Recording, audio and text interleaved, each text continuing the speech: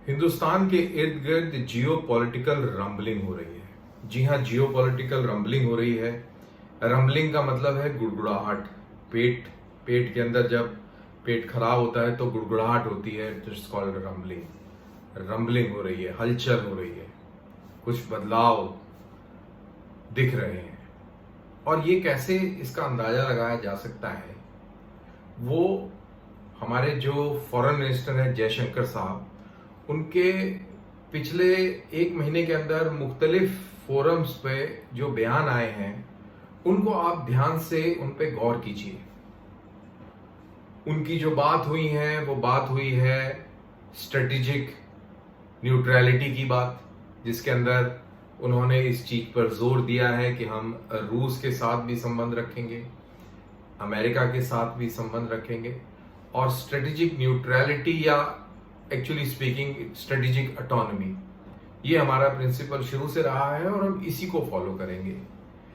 इस चक्कर में हमने वेस्ट को थोड़ा सा नाराज किया है। वेस्ट उतनी तरह खुलकर हमारे साथ नहीं दिखता कई बार कई फोरम्स पे, क्योंकि हमने रूस से तेल आयात करना नहीं बंद किया, बल्कि हमने उसकी मात्रा बढ़ा दी कि ये हमारे नेशनल इंटरेस्ट में है और हमें ये काम इसी तरीके से करना है।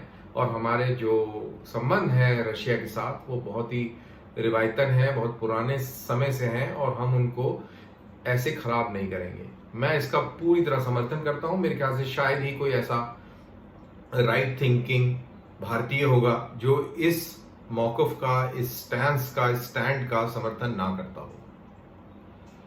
अब ये तो रही बात जयशंकर की रूस, यूक्रेन और स्ट्रेटेजिक ऑटोनॉमी को लेकर। साथ ही साथ आपने जयशंकर को चाइना के ऊपर भी कई बार उनको बयान देते हुए सुना होगा। अभी हाल ही में वो IIM अहमदाबाद गए थे और अहमदाबाद के अंदर भी उन्होंने चाइना का जिक्र किया। चाइना के साथ संबंधों के बारे में पूछे जाने पर उन्होंने ये कहा कि जब बॉर्डर रिस्टोर ना किए हों, बॉर्डर के ऊपर तनातनी हो, तो मामूल के रिश्ते बिल्कुल नामुमकिन है और मुश्किल भी है। इतनी सख्त बयानबाजी किसी भी ओहदेदार ने, किसी भी मंत्री संतरी ने चाइना के खिलाफ नहीं करी, जितनी जयशंकर पिछले कुछ दिनों में कह रहे हैं। ये चीज समझने वाली है, और इसको कॉन्टेक्स्ट में समझने के लिए अभी चीनी जो टोही युद्धपोत हम्बन टोटा में आकर एंकर किया था, और चीनी जो सिफारत खाने के वजीर थे, यानी कि एम्बेसडर थे एम्बेसी के कोलंबो में, उन्होंने जो वहां पर तकरीर करी, जो स्पीच दिया, उसके अंदर भारत के खिलाफ उन्होंने काफी सख्त अल्फाज का इस्तेमाल किया। तो ये दोनों चीजों को आप कंपेयर कीजिए, इससे आपको कुछ चीज समझ में आएगी। क्या है वो मैं आपको बताऊंगा। अब ये तो रही बात रूस और चीन की। वहां दूसरी तरफ अमेरिका भी हमारा एक बहुत जबरदस्त दोस्त उभर के निकल रहा है, लेकिन अमेरिका के साथ में ये शुरू से रहा है कि वो रिश्ते ट्रांजैक्शनल रखता है, एक हाथ ले दूसरे हाथ दे, उसमें कोई इमोशन और कोई इस तरीके की चीज नहीं होती, जो कि आप अक्सर भारत और रूस, भारत और ईरान, भारत और श्रीलंका या नेपाल या बांग्लादेश, इनके साथ आप देख पाएंगे। और ये एक कह लीजिए कि ये साउथ एशिया की खास तौर से, साउथ ईस्ट एशिया की खास तौर से एक ये फितरत है, क्योंकि हम हर काम इमोशंस अटैच करके ही करते हैं। हम वेस्ट की तरह अनइमोशनल लोग नहीं हैं। That includes diplomacy and national level relationship. तो अमेरिका के साथ में अच्छे संबंध हैं, और हमने उस मामले में ताइवान के साथ भी अच्छे संबंध रखे हैं, जापान के साथ भी अच्छे संबंध रखते हैं, और प्रशांत महासागर और हिंद महासागर के अंदर एक बहुत ही जबरदस्त गठजोड़ जो निकल के आ रहा है, जिसके अंदर भारत एक बहुत अहम भूमिका निभा रहा है, वो है क्वाड। तो क्वाड है एक तरफ, दूसरी तरफ चीन के साथ बॉर्डर की समस्या है, और उधर स्ट्रेटेजिक ऑटोनॉमी का मुजाहरा करते हुए रूस के साथ मजबूत संबंध है, और वहीं ईरान के साथ भी बहुत अच्छे संबंध हैं, और ईरान और रूस दोनों के साथ अमेरिका के संबंध अच्छे नहीं हैं। अगर मिडिल ईस्ट की बात करी जाए तो मिडिल ईस्ट में सऊदी अरेबिया और यूएई, इजराइल, ये सब भारत की अहमियत समझ गए हैं, और इसकी अहमियत समझने के लिए बहुत अहम होगा इस बात के ऊपर गौर करना कि पिछले 20 साल से कई थिंक टैंक्स में, कई फोरम्स पर यह बात कही जा रही है कि अगली सदी, यानी कि ये जो सदी चल रही है, ये एशिया की सदी होगी। और एशिया की अगर हम बात करें तो यहां पर बहुत बड़े जो मुल्क हैं अर्थव्यवस्था के तौर पर अगर देखे जाएं तो वो हैं China, India, south Korea, Japan. और जैसे जैसे समय आगे बढ़ता जाएगा, दो इकोनॉमिक महाशक्तियां जो इस पूरे एशिया के इलाके में बचेंगी वो रहेंगी चीन और भारत की। तो ये अहमियत जो है ये मिडिल ईस्ट समझ गया है। तेल धीरे धीरे उसकी अहमियत अब कम होती चली जाएगी, ऑल्टरनेट सोर्स ऑफ एनर्जी की बात होने लगी है, और इससे मिडिल ईस्ट के अंदर जो उनकी जो फॉरवर्ड प्लानिंग है उस मैट्रिक्स में इंडिया एक बहुत अहम रोल अदा करता है। इसीलिए आप देखेंगे कि इंडिया और मिडिल ईस्ट के बीच में एक बहुत जबरदस्त किस्म का एक प्रेम उभर के आया है।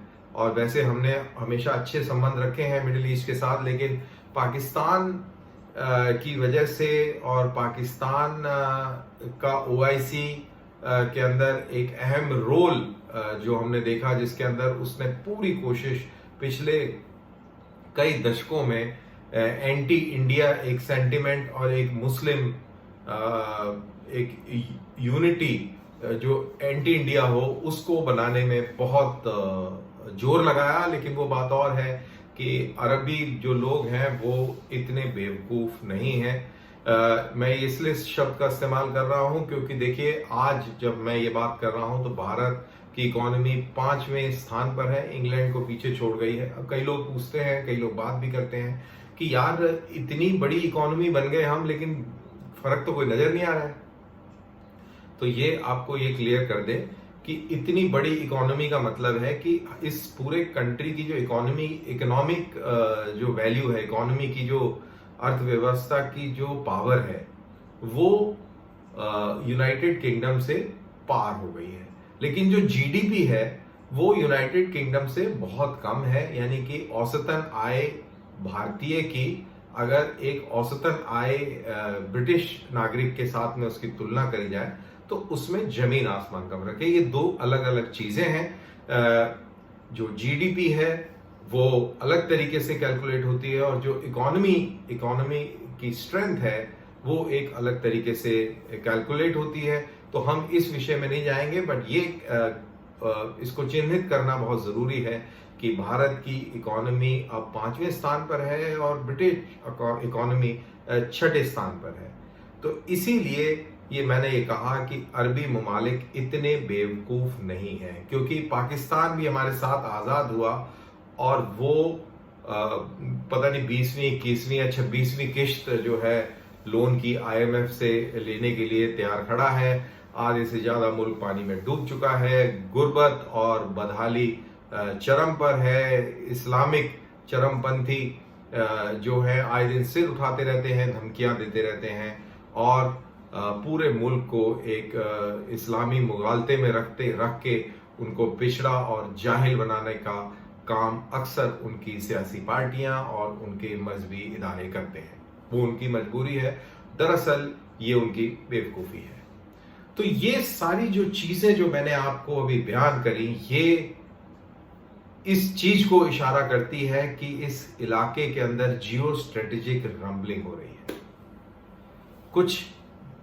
कुछ हलचल हो रही है, कुछ गड़बड़ हो रही है, और जिससे कई सारे लोग परेशान भी हैं।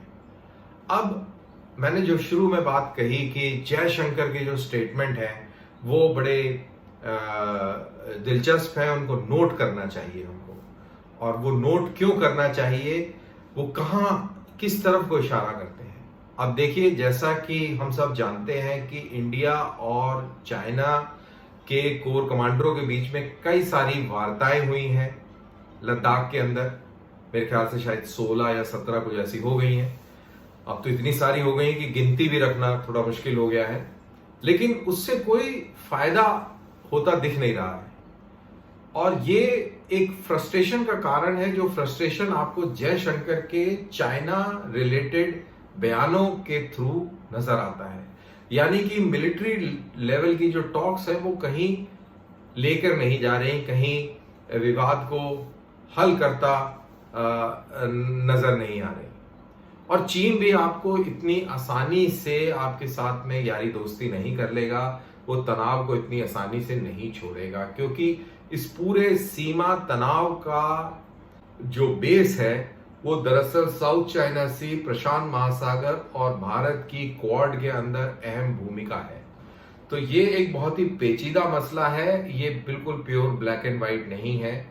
तो इसीलिए ये पूरा जो जियो स्ट्रेटेजिक जो फेरबदल आ रहा है वो इन्हीं कारणों से आ रहा है। अब भारत के ऊपर और प्रेशर बनाने के लिए चाइना पूरा प्रयास कर रहा है कि वो नेपाल, भूटान, बांग्लादेश, मालदीव्स और श्रीलंका के ऊपर हावी हो जाए, उनको किसी तरह अपने खेमे में घसीट ले।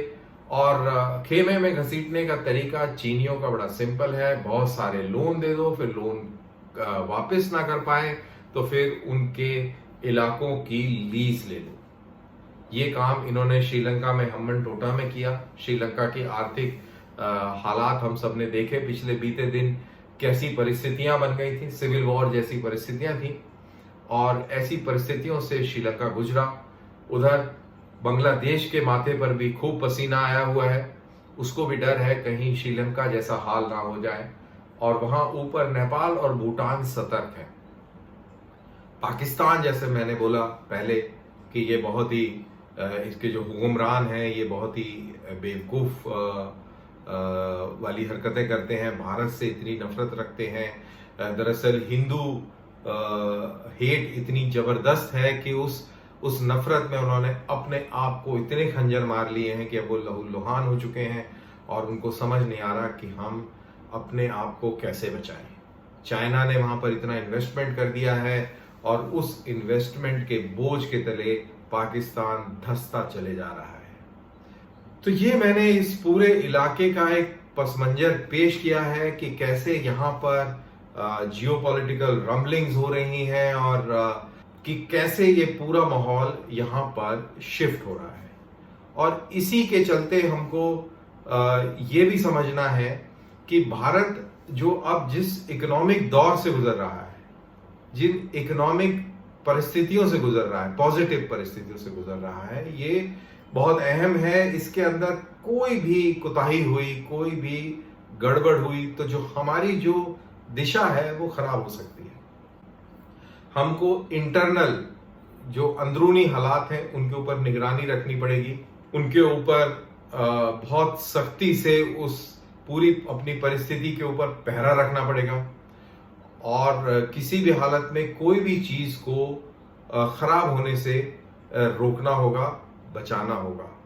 दूसरी ओर अपने जितने भी नेबरिंग कंट्रीज हैं पाकिस्तान को छोड़कर, वहां पर हमें एक भाई के तौर पर, बड़े भाई के तौर पर जो उनको मुश्किलात आ रही हैं चाइना के लोन्स को लेकर, उससे उनको निकालना पड़ेगा, हमेशा बचा के रखना पड़ेगा। तो ये कार्रवाई एज ए एल्डर ब्रदर हमको करनी पड़ेगी। साथ के साथ हमको नेवी के अंदर, एयरफोर्स के अंदर और फौज के अंदर इन्वेस्टमेंट करना पड़ेगा, जिससे कि हमारी सशस्त्र सेनाएं जो हैं स्ट्रांग रहें और किसी भी परिस्थिति का मुकाबला करें। अब देखिए, जो भारत पाकिस्तान को लेकर जो कहानी थी वो बहुत आगे निकल चुकी है। पाकिस्तान अब एक महज, अगर मैं लूजली बोलूं तो एक टेक्टिकल थ्रेट रह गया है, और जो स्ट्रेटेजिक थ्रेट है, लॉन्ग टर्म चैलेंज और थ्रेट है, वो चाइना है।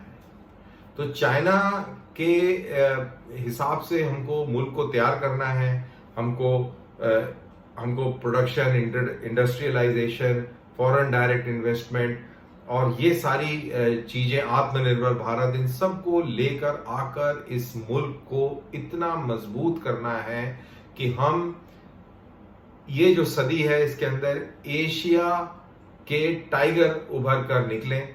ये बहुत जरूरी है क्योंकि हमारे पास वो सारी खूबी है जो चाइना के पास नहीं है। याद रहे, हम एक लोकतांत्रिक मुल्क हैं, डेमोक्रेटिक कंट्री हैं, और डेमोक्रेसी की जो ताकत होती है वो बहुत जबरदस्त होती है क्योंकि ये लोगों की पावर होती है, लोगों का इसके अंदर समर्थन होता है, जुड़ाव होता है, और एक एक अपने मुल्क के साथ एक कनेक्ट और प्यार होता है जो आपको अथॉरिटेरियन रिजीम्स में नहीं मिलेगा, चाहे वो चाइना हो, सऊदी अरेबिया हो, ईरान हो। वहां पर जुनूनी जज्बा हो सकता है लेकिन इस तरीके का प्यार नहीं हो सकता जो हम लोगों को अपने मुल्क और अपनी भारत माता के साथ है। तो इसी के साथ मैं ये अपना वीडियो खत्म करता हूं और फिर दोबारा मुलाकात करते हैं किसी नई स्टोरी के साथ। आप इस वीडियो को लाइक कीजिए, शेयर कीजिए और मेरे चैनल को सब्सक्राइब कीजिए। बहुत बहुत शुक्रिया। फिर मिलते हैं। जय हिंद।